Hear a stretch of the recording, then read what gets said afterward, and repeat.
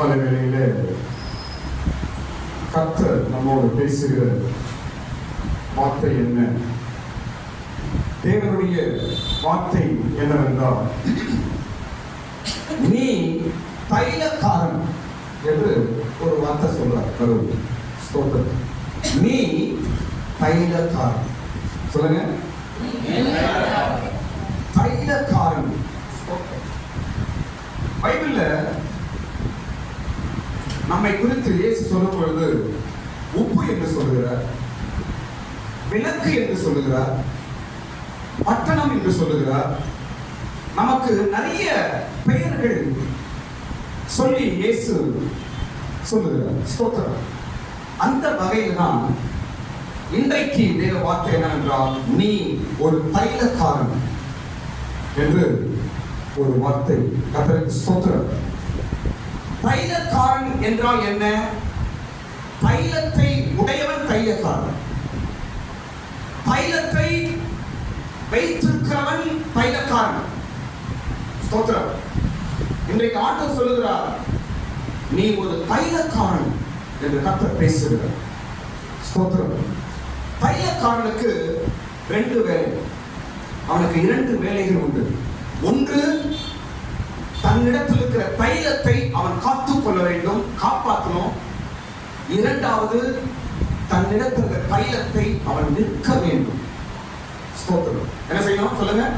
என்ன செய்யணும்? தைலக்காரன் தன்னிடத்தில் இருக்கிற தைலத்தை பத்திரமாய் காத்துக் கொள்ள வேண்டும். இரண்டாவது, அந்த தைலத்தை என்ன செய்யணும்? விற்க வேண்டும். விற்க வேண்டாம், காசு விற்கிறது இல்லை, மற்றவர்களுக்கு அதை கொடுக்க வேண்டும். இதுதான் தைலக்காரனுடைய வேலை. ஸ்தோத்திரம். யார் அந்த தைலக்காரன்? நீதான். ஸ்தோத்திரம். இந்த பூமியிலே நம்மை, உன்னை கடவுள் ஒரு தைலக்காரனாய் வைத்திருக்கிறார். ஸ்தோத்திரம். தைலக்காரனுடைய வேலை தைலத்தை காத்துக்கொள்ள வேண்டும், தைலத்தை விற்க வேண்டும், தைலத்தின் மூலமாய் வாசனை வீச வேண்டும். ஸ்தோத்திரம். இதான் தைலக்காரனுடைய வேலை. ஸ்தோத்திரம். அந்த தைலக்காரன் நம்ம தான். சரி, நம்ம கையில் இருக்கிற தைலம் என்ன? தைலம் உடையவன் தைலக்காரன். ஸ்தோத்திரம். அப்ப கையில், நம்ம கையில் இருக்கிற தைலம் என்ன? நம்முடைய கையில் இருக்கிற தைலம் ஆண்டவராகிய இயேசு கிறிஸ்து. ஸ்தோத்திரம். எல்லாரும் பிரசங்கி 3ஆம் அதிகாரம் 1 வசனம் எடுங்க. வேத புத்தகத்தில் பிரசங்கி புஸ்தகம் 3ஆம் அதிகாரம் 1 வசனம் தானே? இல்ல, பரிமள தைலத்தை பார்க்கிலும் 10ஆம் அதிகாரம் 1 வசனம். பிரசங்கி 10ஆம் அதிகாரம் 1 வசனம். தைலக்காரனுடைய பரிமள தைலத்தை நாடி கெட்டுப் போக பண்ணும். ஸ்தோத்திரம். ஞானத்திலும் கனத்திலும் பேர் பெற்றவனை சொற்ப மதியினமும் அப்படியே செய்யும். Praise the Lord. ஸ்தோத்திரம். தைலக்காரன் நாம். நம்முடைய கரத்தில் இருக்கிற தைலம் இயேசு கிறிஸ்து. தைலம் இயேசு கிறிஸ்து பைபிள்ல இருக்குது. எல்லாரும் உன்னத பாட்டு புஸ்தகம் எடுங்க. 1ஆம் அதிகாரம் 3ஆம் வசனம் படிங்க. உன்னத பாட்டு 1ஆம் அதிகாரம் 3ஆம் வசனம் எடுத்து படித்து பாருங்க. உம்முடைய நாமம் ஊற்றப்பட்ட தைலம் படி. உமது பரிமள தைலங்கள் இன்பமான வாசனை உள்ளவைகள். உமது நாமம் ஊற்றுண்ட பரிமள தைலமாய் இருக்கிறது. உம்முடைய நாமம் ஊற்றுண்ட பரிமள தைலம். ஸ்தோத்திரம். யார் அந்த நாமம்? இயேசு. யார் அந்த நாமங்க? இயேசு. ஸ்தோத்திரம். தைலக்காரன் நீ. உன்னுடைய கையில் இருக்கிற தைலம் இயேசு கிறிஸ்து. ஸ்தோத்திரம். இந்த தைலமாகிய இயேசு கிறிஸ்துவை நமக்குள்ளே நாம் காப்பாற்றிக் கொள்ள வேண்டும். இந்த இயேசு கிறிஸ்து என்ற தைலத்தை மற்றவர்களுக்கு நாம் கொடுக்க வேண்டும். இதான் தைலக்காரனுடைய வேலை. ஸ்தோத்திரம். இன்றைக்கு ஆண்டவர் உன்னை பார்த்து ஒரு வார்த்தை சொல்லுகிறார். நீ என்னுடைய தைலக்காரன் என்று சொல்லுகிறார். நான் உன்னுடைய கரத்திலே ஒரு தைலத்தை கொடுத்திருக்கிறேன். உன்னை நம்பி ஒரு தைலத்தை உன் கரத்தில் கொடுத்திருக்கிறேன். அந்த தைலத்தை நீ காத்துக்கொள்ள வேண்டும். அந்த தைலத்தை நீ மற்றவர்களுக்கு கொடுக்க வேண்டும். ஸ்தோத்திரம். இன்னைக்கு இயேசு உங்க கையில் இருக்கிறாரு. இயேசு என்ற தைலம் உங்க கையில் இருக்கிறது. அதை வச்சு நம்ம என்ன பண்ணுகிறோம்? என்ன செய்து கொண்டிருக்கிறோம்? அதனால வாசனை உண்டாகிறதா? அதனால மற்றவர்களுக்கு பிரயோஜனம் உண்டாகிறதா? ஸ்தோத்திரம். இன்றைக்கு நமக்கு ஒரு வேலை உண்டு, நமக்கு ஒரு பெயர் உண்டு, நமக்கு ஒரு குறிப்பிட்ட ஒரு பொறுப்பை கடவுள் கொடுத்திருக்கிறார். ஸ்தோத்திரம். இங்க உட்கார்ந்திருக்கிற நீங்க எல்லாரும் தைலக்காரர்கள். ஆமென் சொல்லுங்க. ஹalleluya. ஸ்தோத்திரம். ஒரு வாசனை உள்ள தைலம் உங்க கையில் இருக்கிறது. இயேசுதான் அந்த வாசனை உள்ள விலையேற பெற்ற பிரயோஜனம் உள்ள விலை உள்ள ஒரு தைலம் இயேசு கிறிஸ்துதான். ஸ்தோத்திரம். இப்போ கவனிங்க, அந்த தைலத்தை எப்படி தயார் செய்கிறார்கள்? அந்த தைலம் எப்படி தயார் பண்றாங்க தெரியுமா? யாத்ராக புஸ்தகத்துக்கு வரும்பொழுது 30ஆம் அதிகாரத்துல அந்த தைலம் 5 பொருட்கள் மூலமாய் தயார் செய்யப்படுகிறது. ஸ்தோத்திரம். எத்தனை பொருட்கள் மூலமாய்? 5 விதமான பொருட்கள் மூலமாய். யாத்ராக 30ஆம் அதிகாரம் 23 25 வீட்டுல படிச்சு பாருங்க. வீட்டுல படிங்க. 5 விதமான பொருட்களை வைத்து அந்த தைலம் தயார் செய்யப்படுகிறது. ஸ்தோத்திரம். அதுதான் உங்க கையில் இருக்கிறது. 5 விதமான பொருட்கள். படிக்க முடியுமா? படிங்க சீக்கிரம். மேன்மையான சுகந்த வகைகளாகிய சுத்தமான வெள்ளை கோலத்தில் பரிசுத்த ஸ்தலத்தின் சேக்கலின்படி 500 சேக்கல் எடையையும், சுகந்த கருவா பட்டையிலே அதில் பாதியாக 250 சேக்கல் எடையையும், சுகந்த வசமில் 250 சேக்கல் எடையும், லவங்க பட்டையில் 500 சேக்கல் எடையும், ஒலிவ எண்ணெயில் 1 குடம் எண்ணெயும் எடுத்து அதனால் பரிமள தைலக்காரன் செய்வது போல கூட்டப்பட்ட பரிமள தைலமாகிய சுத்தமான அபிஷேக தைலத்தை உண்டு பண்ணுவாய். ஆமென். ஸ்தோத்திரம். இங்கதான் அந்த தைலம் தயார் பண்றாங்க. ஸ்தோத்திரம். அந்த தைலத்தை செய்யறாங்க. எத்தனை பொருள் போடுறாங்க? 5 பொருள் போட்டு தைலம் தயார் செய்யப்படுகிறது. ஸ்தோத்திரம். அந்த தைலம் தான் ஆண்டவராகிய இயேசு கிறிஸ்து. ஸ்தோத்திரம். அப்ப இயேசு கிறிஸ்து இடத்துல இருக்கிற 5 காரியங்கள் என்ன? ஏசாயா 9ஆம் அதிகாரம் வரும்பொழுது அவர் சொல்லுங்க. 9ஆம் அதிகாரத்துல என்ன பண்றது? நித்திய பிதா, சமாதான பிரபு, அப்புறம் அதிசயமானவர், அப்புறம் ஆலோசனை கர்த்தர், அப்புறம் நித்திய பிதா படிக்கிறது. அதிசயமானவர், ஆலோசனை கர்த்தர், வல்லமையுள்ள தேவன், நித்திய பிதா, சமாதான பிரபு. எத்தனை பேருங்க? 5 பேர். இயேசுதான் அந்த தைலம். கையை தட்ட. ஹalleluya. அந்த பரிமள தைலம் 5 பொருட்கள் மூலமா செய்யப்பட்டது. ஆண்டவராகிய இயேசு கிறிஸ்துதான். அந்த தைலம் உங்க கையில் இருக்குது. ஸ்தோத்திரம். ஏதோ நீ சும்மா உங்க கடவுளை வச்சிருக்க, ஏதோ போன மரணம் அல்ல. உன் கையில ஒரு வெளியேற பெற்ற செய்யப்பட்ட ஒரு தைலம் கொடுக்கப்பட்டிருக்கிறது. அந்த தைலத்தை நீ பிரயோஜனப்படுத்த வேண்டும். ஸ்தோத்திரம். 5 விதமான பொருட்களை வைத்து அந்த தைலம் தயார் செய்யப்பட்டது. அந்த 5 காரியம் ஆண்டவராகிய இயேசு கிறிஸ்துடைய 5 சுபாவங்கள். ஸ்தோத்திரம். இப்ப பாருங்க, இன்னொரு விஷயம் சொல்றேன். இயேசு உன்னத பாட்டு என்ன படிச்சோம்? அவர் ஊற்றுண்ட தைலம். அவர் பேர் என்னவா? ஊற்றுண்ட. அப்பதான் புரியும். இயேசுக்கு என்ன பேருவா? ஊற்றுண்ட தைலம். அப்படின்னா என்ன? அப்படின்னா அர்த்தம் என்ன? ஊற்றுண்ட தைலம் அப்படின்னா என்ன? ஊற்றப்பட்ட தைலம். அவ்வளவுதான். என்ன தைலம் அது? ஊற்றப்பட்ட தைலம், ஊற்றுண்ட தைலம். ஊற்றப்பட்டது. ஸ்தோத்திரம். பாருங்க, இயேசு 2 தைலமா இருக்கிறார். பாருங்க, இயேசு 2 விதமான தைலமா இருக்கிறார். ஒன்று அடைக்கப்பட்ட தைலமா இருக்கிறார், இரண்டாவது ஊற்றப்பட்ட தைலமா இருக்கிறார். ஸ்தோத்திரம். சிலுவைக்கு முன்பாக அவர் ஒரு பாட்டில்ல அடைக்கப்பட்ட தைலமாய் இருந்தார். சிலுவைக்கு பிற்பாடு ஒரு ஊற்றப்பட்ட தைலமாய் மாற்றப்பட்டார். ஆமென். ஸ்தோத்திரம். 2 தைலத்துக்கு வித்தியாசம். ஒரு பாட்டில வச்சு அடைக்கப்பட்ட தைலத்துக்கும் கீழே ஊத்துற தைலத்துக்கும் என்ன வித்தியாசம்? யாரும் சொன்னீங்க? சொல்லுங்க. பாட்டில் இருந்தா என்னது? வெளியே எடுத்து பார்த்தா வாசனை வரும். ஆனா கீழே ஊற்றப்பட்ட தைலம் எல்லாருக்கும் வாசனை வீசும். ஹல்லேலூயா. கல்வாரியிலே இயேசு ஊற்றப்பட்ட தைலமாய் மாறினார்.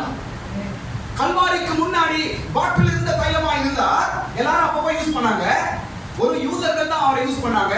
ஆனால் கல்வாரி சிலுவையிலே ஊற்றப்பட்ட தைலமாய் மாற்றிவிட்டார். முழு ஜாதிகளுக்கும் முழு ஜனங்களுக்கும் இயேசு வாசனையாய் மாறினார். ஊற்றப்பட்ட தைலம். ஸ்தோத்திரம். ஒருத்தர் கையில வச்சிருக்காங்க, அவங்க மாத்திரம் யூஸ் ஆகுது பாட்டில். அந்த தைலம் ஒரு பாட்டில கையில வச்சிருக்காங்க, அவங்க அப்பப்போ அவங்க மாத்திரம் யூஸ் பண்ணிக்கிறாங்க. ஆனா அந்த பாட்டில புடிங்கி கீழே உடைச்சா என்ன ஆகுது? அந்த வாசனை எல்லாருக்கும் வீசும். இயேசு அப்படிதான் மாறிட்டாரு. ஹல்லேலூயா. ஸ்தோத்திரம். சிலுவையினால, கல்வாரியினால, இயேசு பட்ட பாடுகளினால, அவர் பட்ட காயங்களினால அவர் ஊற்றுண்ட தைலமாய் மாறினார். ஸ்தோத்திரம். எப்படி இயேசு ஊற்றுண்ட தைலமாய் மாறினார்? 5 காயங்களினால் இயேசு ஊற்றுண்ட தைலமாய் மாறினார். ஸ்தோத்திரம். 5 சுபாவம் உள்ள இயேசு அது மாத்திரமல்ல 5 காயங்களை பெற்றார். ஆமென். சிலுவையில் எத்தனை காயங்கள் அவருக்கு உண்டாச்சுங்க?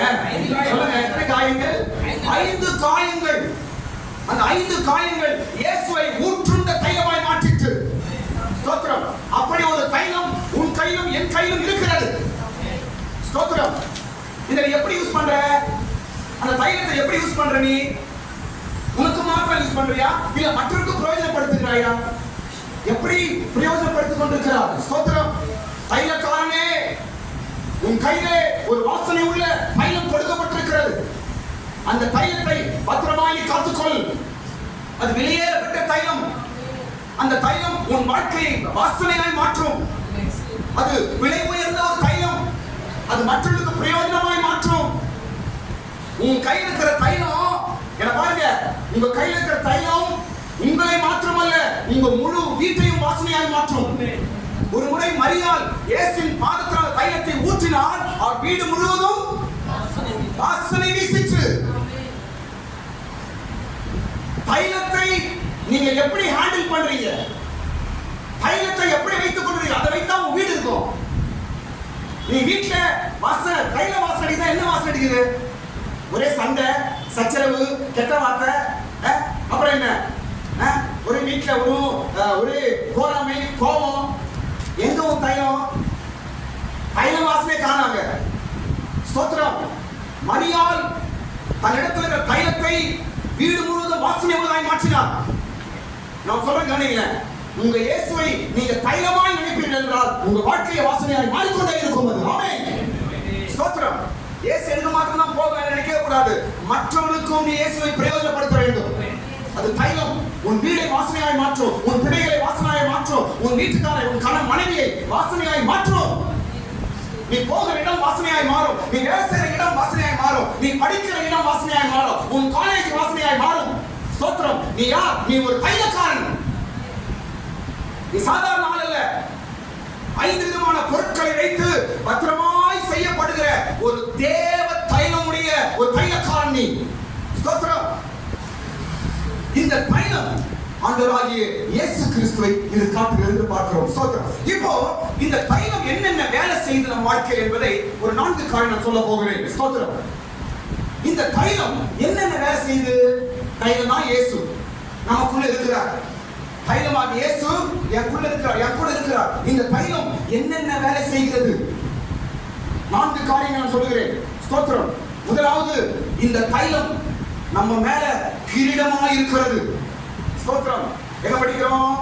யாத்திராகமம், லேவியராகமம் 21ஆம் அதிகாரம் 12ஆம் வசனம்.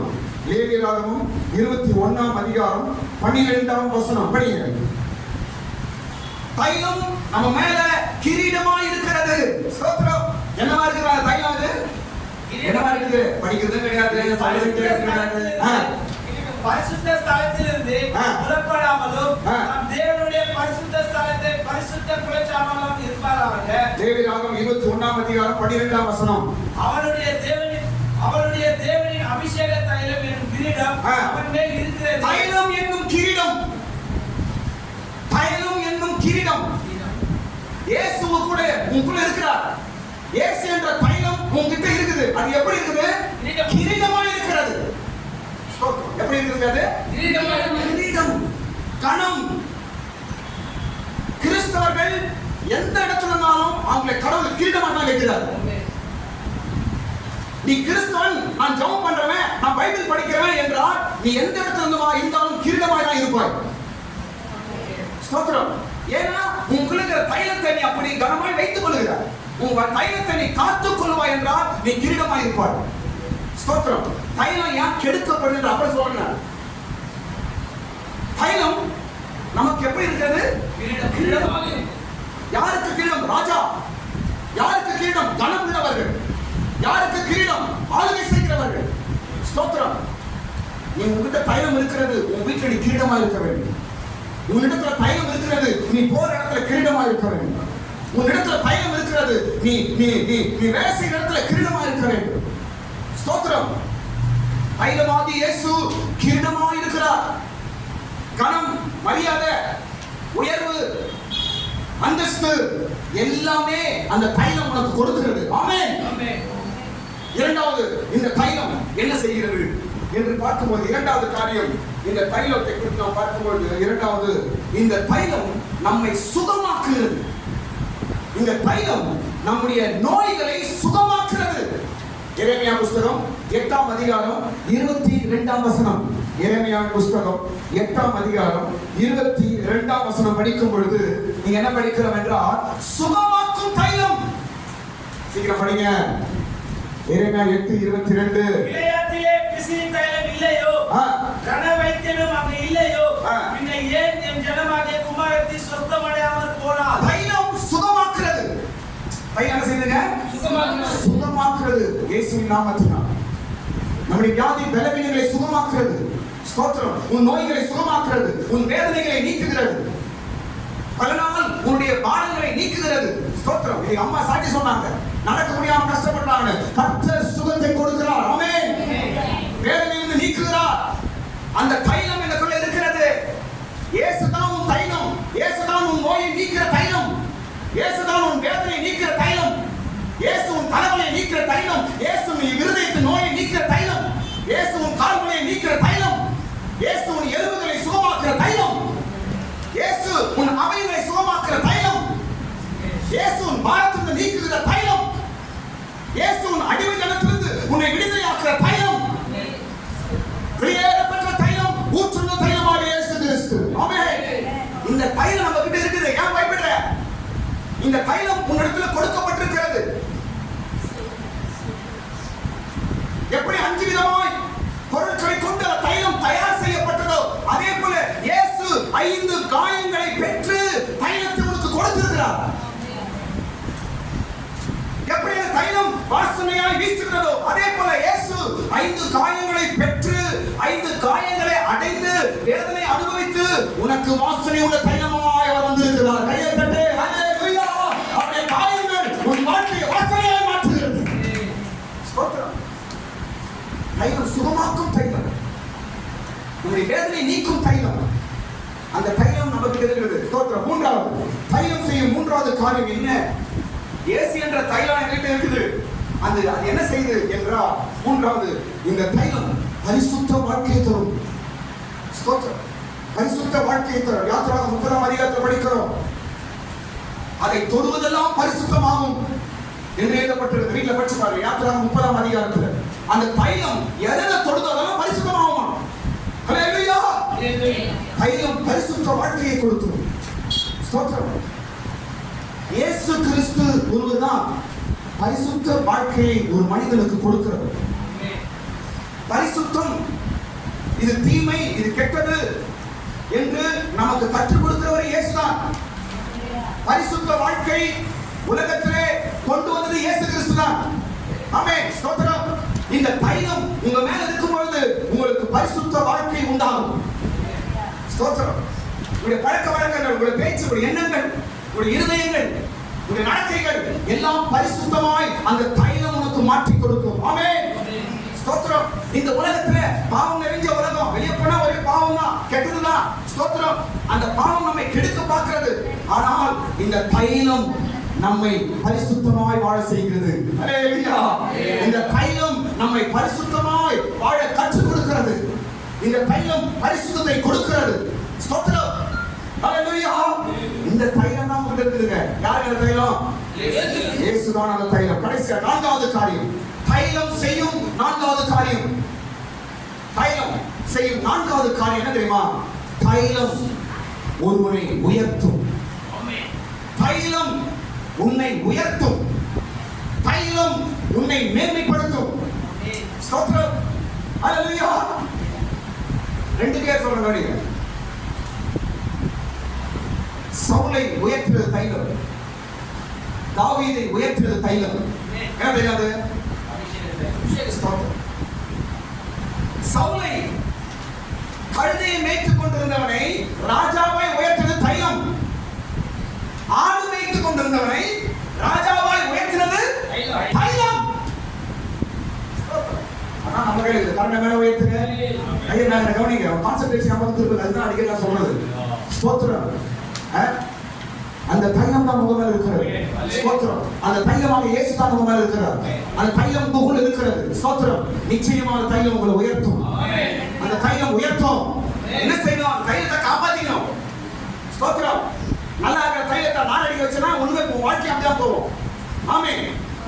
தைலத்தை காத்துக்கொள்ள வேண்டும். தைலக்காரனே ஒரு பால் விற்கிறான், அந்த பால் கெட்டு போச்சுன்னா அவன் என்ன? அவனுக்கு நஷ்டம். ஒருத்தன் நெய் விற்கிறான், அந்த நெய் கெட்டு போச்சுன்னா அவனுக்கு நஷ்டம். ஒருத்தன் ஜூஸ் விற்கிறான், அவன் ஜூஸ் கெட்டு போச்சுன்னா அவனுக்கு நஷ்டம். அதே போலதான் நீ தைலம் விற்கிறவன், உன் தைலம் கெட்டு போவா என்றால் உனக்கு நஷ்டம். இந்த தைலம் தான் இயேசு. அந்த தைலம் தான் ரட்சிப்பு. அந்த தைலம் தான் நம்மை பாதுகாக்கிறது. அந்த தைலம் தான் நம்மை சுகமாக்குறது. அந்த தைலம் தான் எனக்கு கீழமாக இருக்கிறது. 2000 ஆண்டுகளுக்கு முன்பாக இந்த பூமியிலே கொல்கத்தா மலையிலிருந்து ஊற்றப்பட்ட தைலம் ஆண்டவராகிய இயேசு கிறிஸ்து. ஸ்தோத்திரம். இன்றைக்கு முழு உலகத்தையும் ஒவ்வொரு பாவியையும் வாசனை உள்ளவனாய் மாற்றிக் கொண்டிருக்கிறார் அந்த இயேசு. ஸ்தோத்திரம். நாமெல்லாம் அந்த தைலத்தின் சொந்தக்காரர்கள். கையை தட்டுங்க. ஹalleluya. அந்த தைலத்துக்கு சொந்தக்காரங்க நீ. ஹalleluya. அந்த தைலம் உன் கையில் இருக்கிறது. அந்த தைலம் உனக்குள்ள இருக்கிறது. நீ எப்படி இருக்க வேண்டும்? உன் வாழ்க்கை எப்படி இருக்கணும்? நீ எப்படி இருக்கணும்? ஸ்தோத்திரம். நிச்சயமாய் சவுலை உயர்த்தின தைலம் உன்னை உயர்த்தும். தாவீதை உயர்த்தின தைலம் உன்னை உயர்த்தும். மேன்மையாய் வைக்கும். பரிசுத்த வாழ்க்கையை தரும். ஸ்தோத்திரம். உன் நோய்களை சுகமாக்கும். அது மாத்திரமல்ல, உனக்கு எல்லா இடத்திலும் கிரீடமாய் இருக்கும் அந்த தைலம். ஸ்தோத்திரம். இப்ப அடுத்த பகுதி நம்ம அடுத்த பகுதி என்னவென்றால், இந்த தைலம் எப்படி கெடுக்கப்படுகிறது? இந்த தைலம் எப்படி கெடுக்கப்படுகிறது? ஸ்தோத்திரம். சாத்தான் சும்மா விட்டுறானா? சாத்தான் சும்மா விட மாட்டான். ஸ்தோத்திரம். அந்த தைலத்தை எப்படியாவது கெடுக்கதான் பார்க்கிறான். உனக்குள்ள தைலம் எப்படியாவது கெடுக்கப்பட வேண்டும். தைலம் கெட்டு போனா உனக்கு நஷ்டம். தைலம் கெட்டு போனா உன் வாழ்க்கை போயிடும். தைலம் கெட்டு போனா நீ கெட்டு போனா போலதான். தைலம் கெட்டு போனா உன்னுடைய ஆசீர்வாதம் கெட்டு போகிறது. அதனால் தைலத்தை கெடுக்க பார்க்கிறான் சாத்தான். வாசனை வீசும் தைலத்தை வாசனை கெடுக்கணும். கிரீடமாய் இருக்கிற தைலத்தை கெடுக்க வேண்டும். பரிசுத்தத்தை உண்டாக்குற தைலத்தை கெடுக்க வேண்டும். உன்னை உயர்த்துகிற தைலத்தை கெடுக்க வேண்டும் என்று சாத்தான் சுற்றி திரிந்து கொண்டிருக்கிறான். எப்படி இந்த தைலம் கெட்டு போகுது? ரெண்டு விஷயம் சொன்னாங்க. எப்படி நமக்குள்ளே இருக்கிற இந்த தைலம் கெட்டு போகிறது? பைபிளை படிக்கும் பொழுது செத்த ஈக்கள் தைலத்தை கெட்டு போக பண்ணுகிறது. செத்த ஈக்கள் தைலத்தை கெடுக்கிறது.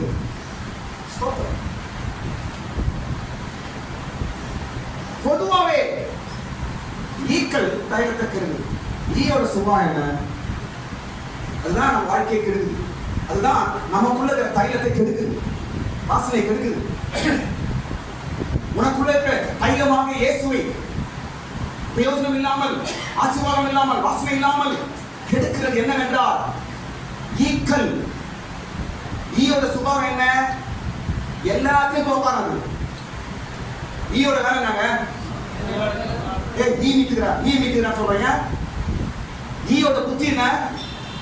எல்லாத்தையும் உட்காரம். நல்ல உட்காரம், கெட்டல உட்காரம், நாட்டுல உட்காரம், சாக்கடையில் உட்காரோம், சாப்பாட்டில் உட்காரோம், இட்லியில் உட்காரோம், தோசையில் உட்காரோம், சாம்பாரில் உட்காரோம், காப்பியில் உட்காரோம், உங்களே உட்காரோம்.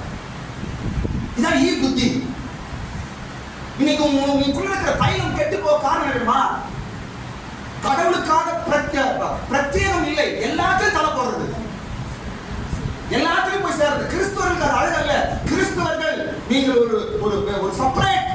உன் வாழ்க்கையை நீ வேறு பிரிப்பாய் என்றால் தான் உன் தைலத்தை காப்பாற்ற முடியும். எல்லாத்தையும் போய் தலை போட்டு எல்லாத்தையும் மூக்க போறது, எல்லாத்தையும் சேர்றது, அப்படி இருப்பாய் என்றால் உன் தைலம் கெட்டு போகும். பைபிள் எழுதப்பட்டிருக்கிறது, வெளிச்சத்திற்கும் இருளுக்கும் சம்பந்தம் இல்லை. நீ வெளிச்சம், நீ வாசனை, சாத்தான் கெடுக்க பார்க்கலாம். ஸ்தோத்திரம். நீ எங்க இருக்கணும், நீ எப்படி பேசணும், நீ யாரோட வாழணும், யாரோட இருக்கணும், உன் குடும்பம் எப்படி இருக்கணும், நீ எப்படி இருக்கணும், உன் பிள்ளைங்க எப்படி இருக்கணும் என்று சபையிலும் சொல்லி தராங்க, பைபிளும் சொல்லி தராங்க. அதை விட்டுறது ஈய போல சுத்துறது. போய் எல்லாத்தையும் உட்காரு, நாட்டில் உட்காருது, அதுக்கப்புறம் உட்காருது. இதாங்க ஈயோட ஒரு கெட்ட பழக்கம். ஸ்தோத்திரம். இவைகள் தான் இன்றைக்கு அநேகருடைய தைலம் கெட்டு போக காரணம். நமக்குன்னு ஒரு ட்ராக் இருக்கு, அந்த ட்ராக் தான் போகணும். நமக்குன்னு ஒரு கட்டுப்பாடு வைக்கணும், அதுதான் இருக்கணும். உன் குடும்பத்துக்கு ஒரு கட்டுப்பாடு இருக்குது, உன் பிள்ளைகளுக்கு ஒரு கட்டுப்பாடு இருக்குது, உங்க வீட்டுக்கு ஒரு கட்டுப்பாடு இருக்குது, கணவனுக்கு ஒரு கட்டுப்பாடு இருக்குது, மனைவிக்கு ஒரு கட்டுப்பாடு இருக்குது, சபைக்கு ஒரு கட்டுப்பாடு இருக்கிறது. இதுதான் கிறிஸ்தவம் நமக்கு சொல்லி தர்றது. இப்படி வச்சாதான் அந்த தைலம் காப்பாற்றப்படும், அந்த தைலம் தன் வேலையை செய்யும். ஆமென். வேறுபாட்டின் ஜீவியம். ஈக்கு இங்க தான் உட்காரணும் தெரியாது, எல்லாத்தையும் போய் உட்கார்ந்து அதை கெடுத்து போகும். ஸ்தோத்திரம். அதனால் உங்களுக்குன்னு ஒரு வழியை உண்டாக்கி ஒரு கிரமமா இருப்பீர் என்றால் நிச்சயமா உங்களுக்குள்ள இருக்கிற தைலம் வேலை செய்யும். ஸ்தோத்திரம். இன்னைக்கு அநேக கிறிஸ்தவர்கள் தங்களுக்குள்ள இருக்கிற தைலத்தை கெடுத்துட்டு அவ்வளவுதான். அவங்க கிறிஸ்டியன் தான் மறந்துடுறாங்க. 4 பேர் பேசுற வார்த்தை என்ன சொல்றாங்க, அவங்களுக்கு குறித்து, அவங்க குடும்பத்தை குறித்து, அவரை குறித்து என்ன சொல்றாங்க? தைலம் கெட்டு போக காரணம். ஆமென். நம்மளுக்கு ஒரு ஒழுங்கு, கட்டுப்பாடு, இதுதான் பாதை என்று இருப்போம் என்றால் நிச்சயமாய் நம்முடைய தைலம் நம்மளை உயர்த்தும். ஹல்லேலூயா. இன்னொரு காரியம் சொல்ல பாருங்க. தைலம் கெட்டு போக காரணம் புத்திஹீனம். சொல்லுங்க, மதியீனம். மதியீனம் புத்தியும் அடப்படும். 10ஆம் அதிகாரம் 1ஆம் வசனத்தை படிக்கிறோம். பிரசங்கி 10:1 என்ன படிச்சோம்? செத்த ஈக்கள் தைலத்தை கெடுக்குது. அதுக்கப்புறம் அப்படியே கீழே வரும்போது ஞானத்திலும் கனத்திலும் பேர் பெற்றவனை சொற்ப மதியீனமும் அப்படியே செய்யும். சொற்ப மதியீனம். முதலாவது செத்த ஈ, கிரமம் இல்லாம காத்தடிக்கிற மாதிரி ஊர் சுத்துறது, காத்தடிக்கிற மாதிரி எல்லா இடத்துலும் போறது, எல்லா ஜனங்களும் கூட பேசுறது, எல்லா இடத்துலும் உட்காருறது, எல்லாரோட சேருது, எல்லாரோடையும் போறது, அது ஒன்று அல்ல. ஸ்தோத்திரம். உன்னை நீ வேறு பிரித்து பாதுகாத்துக் கொள்வோம் என்றால் உன் தைலம் வேலை செய்யும், உன் தைலம் உன்னை உயர்த்தும். இரண்டாவது மதியீனம். என்ன இரண்டாவது? புத்தி இல்லாம சில காரியங்களை செய்யும் பொழுது நம்முடைய தைலம் கெட்டு போகிறது. புத்தி இல்லாமல் செய்யும் பொழுது, நல்ல புத்தியா அறிவா செய்யணும் அப்படின்னா பண்றது.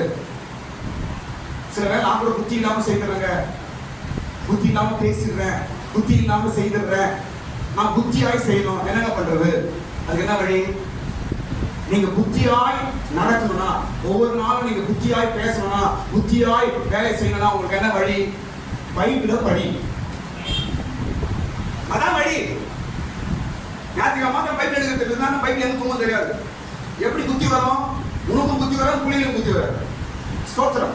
வேதம் படிக்கிறவனுக்கு ஆண்டவர் ஏற்ற புத்தியை தருகிறார். புத்தியினால தைலம் கெட்டு போகிறது.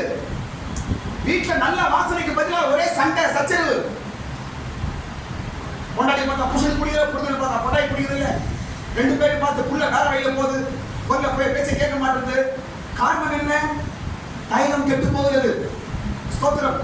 பாருங்க, இந்த விஷயம் கவனிங்க. ஸ்தோத்திரம்.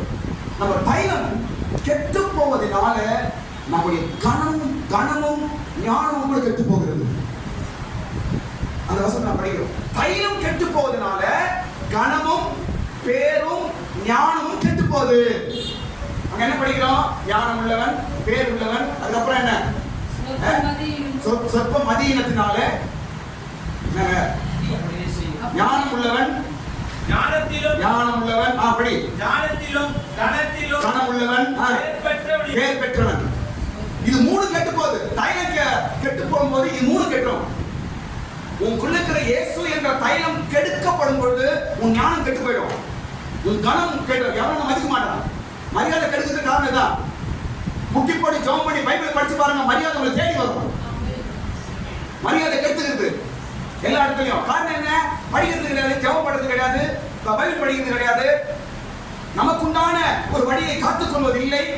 அதனாலதான் நம்முடைய பேர் கெடுப்பது. ஸ்தோத்திரம். அதுக்கப்புறம் கனம், பேர் கெடுது, கனம் கெடுது, அப்புறம் ஞானமும் கெடுகிறது. காரணம் என்ன?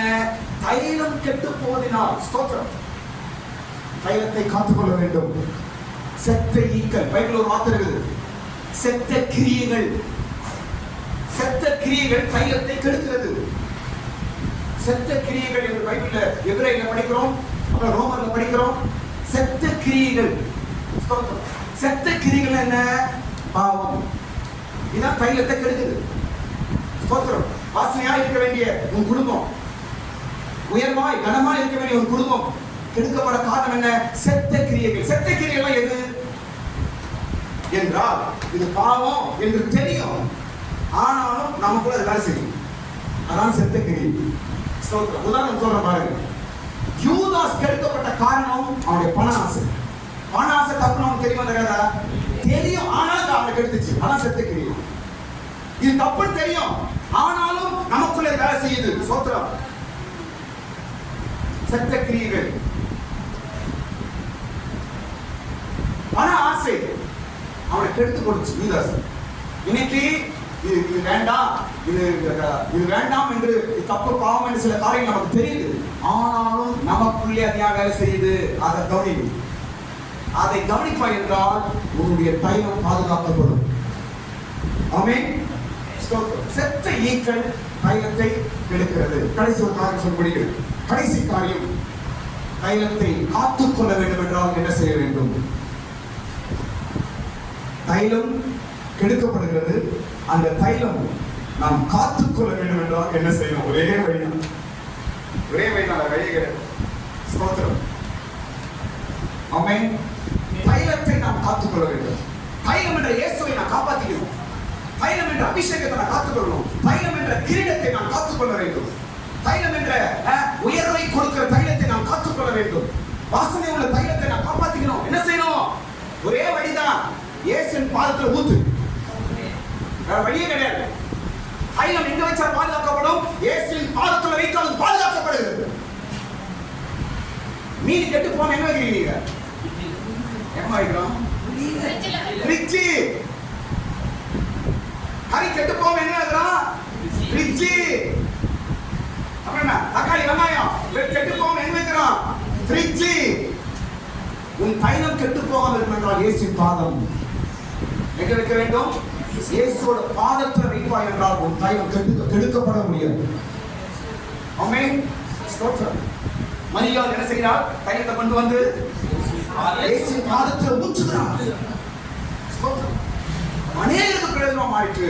இயேசு ரொம்ப சந்தோஷமா இருந்துச்சு.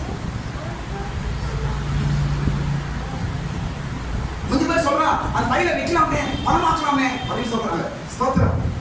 ஆனாலும் அதெல்லாம் கேட்கல. அவன் கொண்டு என்ன செய்தான்? பாதத்திலே ஊற்றினான். உன் தைலத்தை, இயேசு என்ற தைலத்தை நீ காப்பாற்ற வேண்டும் என்றால் இயேசப்பா பாதத்தில் உட்கார தவிர வழியே கிடையாது. உட்கார்வது தேவ சமூகத்தில், ஆராதனையில, வீட்டு ஜபம், குடும்ப ஜபம், தனி ஜபம், ஏதோ ஜபத்துல நீ உட்கார்றதுதான் உன் தைலத்தை காப்பாற்ற வழி. ஜபம் இல்லை என்றால் நம்ம தைலத்தை காப்பாற்ற முடியாது. ஜபம் இல்லை என்றால் நம் தைலம் கெடுக்கப்படுவது மாத்திரமல்ல, நாரி போயிடும். என்ன ஆகும்? அது தைலத்தை அந்த செத்து ஈச்சல் என்ன செய்யாத நாளை கெட்டு போக பண்ணுகிறது. ஸ்தோத்திரம். மிகவும் நாம் ஜாக்கிரதையா இருக்க வேண்டும். சாத்தான் உனக்குள்ள தைலத்தை கெடுக்க பார்க்கிறான். உன் தைலத்தை காத்துக்கொள். அது ஊற்றுள்ள தைலம். நீதான் தைலக்காரன். ஸ்தோத்திரம். நாளைக்கு கடவுள் கேட்பாரு, நான் உன் கையில தைலம் கொடுத்தேன் எங்க? அந்த 10 கன்னிகைகள் என்ன செய்றாங்க? கையில் இருக்கிற எண்ணெயை அவர்கள் பத்திரமாய் காத்துக் கொண்டார்கள். எஜமான் வரும்போது எண்ணெயோடு இருந்தார்கள். அந்த கன்னிகை நீங்க நானும் தான். நம்ம கையில் இருக்கிற தைலம் இயேசு என்ற தைலம், இயேசு என்ற நாமம், இயேசு கொடுத்த ரட்சிப்பு, இயேசு கொடுத்திருக்கிற சமாதானம். இப்படியாய் இயேசு தைலமாய் நம் கையில கொடுக்கப்பட்டிருக்கிறார். இதை நம்ம காப்பாத்திக்கிறாங்க. ஸ்தோத்திரம். தைலக்காரனே, உன் தைலத்தை காத்துக்கொள். இந்த தைலம் மற்றவர்களுக்கு வாசனை உண்டாக செய். இந்த தைலம் மற்றவர்களுக்கு வாசனையாய் மாற வேண்டும். எப்ப வாசனையா மாறுது? எப்போ நமக்குள்ள இருக்கிற தைலம் எப்போ வாசனையா மாறுது? இயேசுவின் காலில் பாதத்துல ஊற்றும் பொழுது வாசனையாய் மாறுகிறது. ஏசப்பா பாதத்துல ஒரு 1/2 மணி நேரம் ஜெபம் பண்ணு, நீ வாசனையாய் மாறுவாய். ஏசப்பா பாதத்துல ஒரு 1/4 மணி நேரம் ஜெபம் பண்ணு, உன் தைலம் வாசனையாய் மாறும். உன் வீடு வாசனையாய் மாறும். உன் குடும்பம் வாசனையாய் மாறும். தைலம் வேலை செய்யும். ஸ்தோத்திரம். எல்லாரும் கண்களை மூடி முடிப்போம். தைலக்காரன். எல்லாருக்கும் ஒரு பேர் ஏசப்பா கொடுக்கிறார். நீ ஒரு தைலக்காரன்.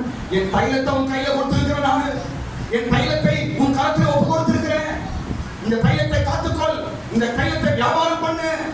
இந்த தைலத்தை மற்றவர்களுக்கு பிரயோஜனப்படுத்து.